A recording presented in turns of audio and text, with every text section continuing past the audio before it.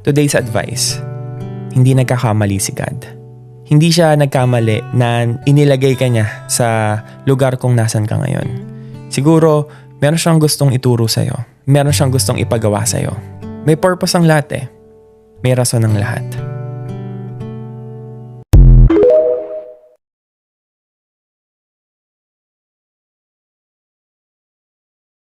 Isa po sa mga pinakamagandang payo na natanggap ko ay galing po sa teacher kong pari nung nag-aaral pa po ako sa seminaryo. Hindi ko po makalimutan itong sinabi niya sa amin. At ito din po yung gusto kong tandaan niyo. Correct in private, praise in public.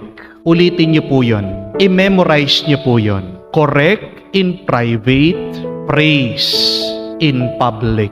Kung ikaw ay magtutuwid ng pagkakamali ng isang tao, dun sa tahimik pribado, walang ibang makakarinig kung hindi kayong dalawa at ang Diyos.